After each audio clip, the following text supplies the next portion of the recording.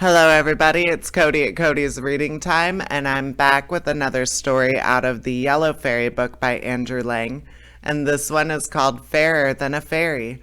I hope you enjoy it, and if you do enjoy my narrations, please subscribe. I upload new stories every single day.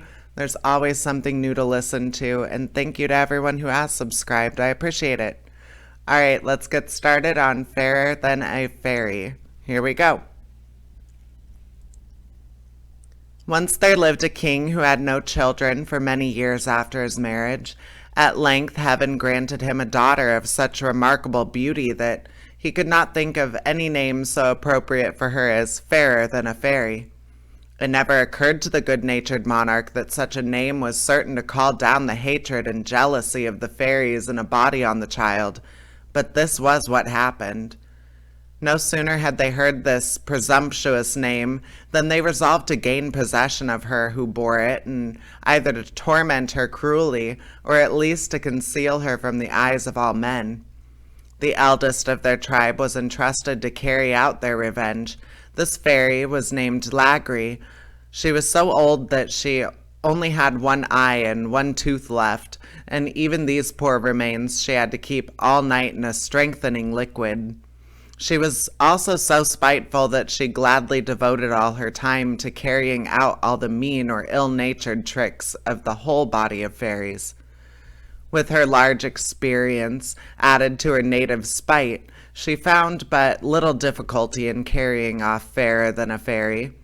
The poor child, who was only 7 years old, nearly died of fear on finding herself in the power of this hideous creature. However, when after an hour's journey underground she found herself in a splendid palace with lovely gardens, she felt a little reassured and was further cheered when she discovered that her pet cat and dog had followed her.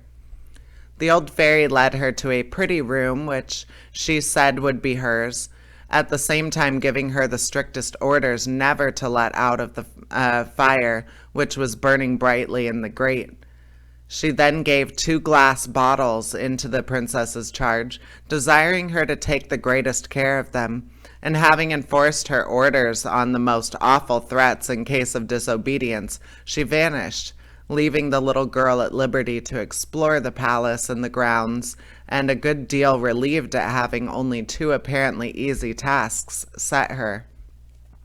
Several years passed, during which time the princess grew accustomed to her lonely life, obeyed the fairy's orders, and by degrees forgot all about the court of her king, the father. One day, whilst passing near a fountain in the garden, she noticed that the sun's rays fell on the water in such a manner as to produce a brilliant rainbow. She stood still to admire it when, to her great surprise, she heard a voice addressing her which seemed to come from the center of its rays. The voice was that of a young man, and its sweetness of tone and agreeable things it uttered led one to infer that its owner must be equally charming, but this had to be a mere matter of fancy, for no one was visible. The beautiful rainbow informed Fairer Than a Fairy that he was young, the son of a powerful king, and that the fairy Lagree, who owed his parents a grudge, had revenged herself by depriving him of his natural shape for some years, that she had imprisoned him in the palace, where he had found his confinement hard to bear for some time, but now he owned he no longer sighed for freedom, since he had seen and learned to love Fairer Than a Fairy. He added many other tender speeches to this declaration, and the princess, to whom such remarks were a new experience, could not help feeling pleased and touched by his intentions. The princess could only appear to speak under the form of a rainbow, and it was therefore necessary that the sun should shine on water so as to enable the rays to form themselves. Fairer Than a Fairy lost no moment in which she could meet her lover, and they enjoyed many long and interesting interviews. One day, however, their conversation became so absorbing and time passed so quickly that the princess forgot to attend to the fire, and it went out. Legree, on her return, soon found out of the neglect and seemed only too pleased to have the opportunity of showing her spite to the lovely prisoner. She ordered Fairer than a Fairy to start next day at dawn to ask Locrinos for fire, with which to relight the one she had allowed to go out. Now this Locrinos was a cruel monster who devoured everyone he came across, and especially enjoyed a chance of catching and eating any young girls. Our heroine obeyed with great sweetness, and without being able to take leave of her lover, she set off to go to Locrinos as to certain death. As she was crossing a wood, a bird sang to her to pick up a shining pebble which she would find in a fountain close by, and to use it when needed. She took the bird's advice, and in due time arrived at the house of Locrinos. Luckily, she only found his wife at home, who was much struck by the princess's youth and beauty and gentle, sweet manners, and still further impressed by the present of the shining pebble. She readily let Fairer than a Fairy have the fire, and in return for the stone she gave her another, which she said might prove useful some day. Then she sent her away without doing her any harm. Legree was as much surprised or displeased at the happy result of this expedition, and Fairer than a Fairy waited anxiously for an opportunity of meeting Prince Rainbow and telling him of her adventures. She found, however, that she had already been told all about them by a fairy who protected him, and to whom he was related.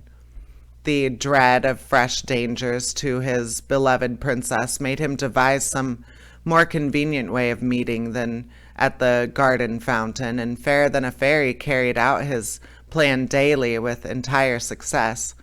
Every morning she placed a large basin full of water on her windowsill, and as soon as the sun's rays fell on the water, the rainbow appeared as clearly as it had done ever in the fountain. By this means they were able to meet without losing sight of the fire, or of the 2 bottles in which the old fairy kept her eye and her tooth on at night, and for some time the lovers enjoyed every hour of sunshine together. One day Prince Rainbow appeared in the depths of woe. He had just heard that he was to be banished from his lovely spot, but he had no idea where he was to go. The poor young couple were in despair and only parted with the last ray of sunshine, and in hopes of meeting next morning. Alas, next day was dark and gloomy, and it was only late in the afternoon that the sun broke through the clouds for a few minutes. Fairer than a Fairy eagerly ran to the window, but in her haste she upset the basin and spilled all of the water, which she had carefully filled it overnight. No other water was at hand except for in the 2 small bottles. It was the only chance of seeing her lover before they were separated, and she did not hesitate to break the bottle and pour their contents into the basin. When the rainbow appeared at once, their farewells were full of tenderness. The prince made the most ardent and sincere protestations, and promised to neglect nothing which might deliver his dear Fairer than a Fairy from her captivity, and implored her to consent to their marriage as soon as they should both be free. The princess on her side vowed to have no other husband, and declared herself willing to brave even death itself in order to rejoin him. They were not allowed much time for their adieus. The rainbow vanished, and the princess, resolved to run at all risks, started off at once, taking nothing with her but the dog, the cat, a sprig of myrtle, and the stone which the wife of Locrinos gave her.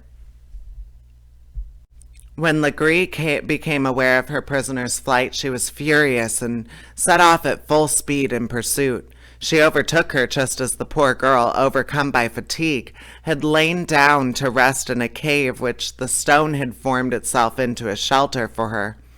The little dog, who was watching her mistress promptly, flew at Legree and bit her so severely that she stumbled against a corner of the cave and broke off her only tooth. Before she had recovered from the pain and rage this caused her, the princess had time to escape and was some way on her road. Fear gave her strength for some time, but at last she could go no further and sank down to rest. As she did so, the sprig of myrtle she carried touched the ground, and immediately a green and shady bower sprang up round her, in which she hoped to sleep in peace. But Legree had not given up her pursuit, and arrived just as Fairer than a Fairy had fallen fast asleep. This time she made sure of catching her victim, but the cat spied her out, and springing from one of the boughs of the arbor, she flew at Legree's face and tore out her only eye, thus delivering the princess forever from her persecutor. One might have thought that all would now be well, but no sooner had Legree been put to fight than our heroine was overwhelmed with hunger and thirst. She felt as though she would certainly expire, and that it was with some difficulty that she dragged herself as far as a pretty little green and white house, which stood at no great distance. Here she was received by a beautiful lady dressed in green and white to match the house, which apparently belonged to her, and of which she seemed the only inhabitant. She greeted the fainting princess most kindly, gave her an excellent supper, and after a long night's rest in a delightful bed, told her that after many troubles she should finally attain her desire. As the green and white lady took leave of the princess, she gave her a nut, desiring her only to open it in the most urgent need. After a long and tiring journey, Fairer than a Fairy was once more received in a house, and by a lady exactly like the one she had quitted. Here again she received a present with the same injunctions, but instead of a nut, this lady gave her a golden pomegranate.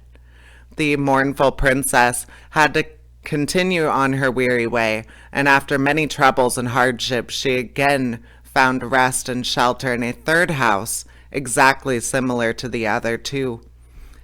These houses belonged to three sisters, all endowed with fairy gifts, and all so alike in mind and person that they wished their houses and garments to be equally alike.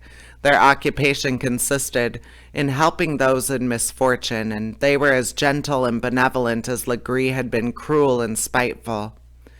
The third fairy comforted the poor traveler, begged her not to lose heart, and assured her that all her troubles would be rewarded. She accompanied her advice by the gift of a crystal-smelling bottle, with strict orders only to open it in case of urgent need. Fairer than a Fairy thanked her warmly and resumed her way, cheered by pleasant thoughts. After a time, her road led to a wood, full of soft airs and sweet odors, and before she had gone 100 yards, she saw a wonderful silver castle suspended by strong silver chains to 4 of the largest trees. It was so perfectly hung that a gentle breeze rocked it sufficiently to send you pleasantly to sleep. Fairer than a Fairy felt a strong desire to enter this castle, but besides being hung a little above the ground, there seemed to be neither doors nor windows. She had no doubt, though really I cannot think why, that the moment had come in when which she was to use the nut. She opened it, and out came a diminutive hall porter, at whose belt hung a tiny chain, at the end of which was a golden key, half as long as the smallest pin you ever saw. The princess climbed up one of the silver chains, holding in her hand the little porter, who, in spite of his minute size, opened a secret door with his golden key and let her inside. She entered a magnificent room which appeared to occupy the entire castle, and which was lighted by gold and jeweled stars in the ceiling. In the midst of this room stood a couch draped with curtains of all the colors of the rainbow, and suspended by golden cords so that it swayed with the castle in a manner which rocked its occupants delightedly to sleep. On this elegant couch lay Prince Rainbow, looking more beautiful than ever and sunk in profound slumber, in which he had been held ever since his disappearance. Fairer than a Fairy now saw him for the first time in his real shape, hardly dared to gaze at him, fearing lest his appearance might not be in keeping with the voice and the language which had won her heart. At the same time she could not help feeling rather hurt at the apparent indifference with which she was received.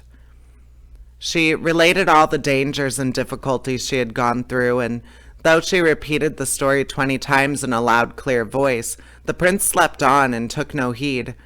She then had recourse to the golden pomegranate, and on opening it found that all the seeds were as many little violins which flew up into the vaulted roof and at once began to play melodiously. The prince was not completely roused, but he opened his eyes a little and looked at all the handsomer. Impatient at not being recognized, Fairer Than a Fairy now drew out her third present, and on opening the crystal scent bottle, a little siren flew out, who silenced the violins and then sang close to the prince's ear the story of all his lady love had suffered in her search for him. She added some gentle reproaches to her tale, but before she had got far, he was wide awake, and transported with joy, threw himself at the princess's feet. At the same moment, the walls of the room expanded and opened out, revealing a gold throne covered with jewels. A magnificent court now began to assemble, and at the same time, elegant carriages filled with ladies in magnificent dresses drove up. In the first and most splendid of these carriages sat Prince Rainbow's mother. She fondly embraced her son, after which she informed him that his father had been dead for some years, that the anger of the fairies was at length appeased, and that he might return in peace to reign over his people, who were longing for his presence. The court received the new king with joyful acclamations, which would have delighted him at any other time, but all his thoughts were full of Fairer Than a Fairy.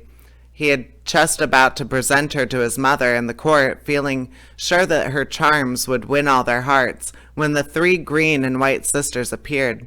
They declared the secret of Fairer Than a Fairy's royal birth, and the queen, taking the 2 lovers in her carriage, set off with them for the capital of the kingdom.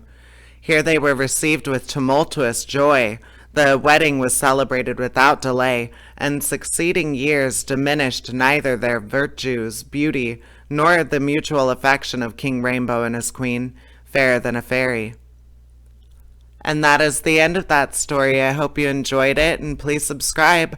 I upload new stories every single day. There's always something new to listen to. All right, take care, everybody. Bye-bye.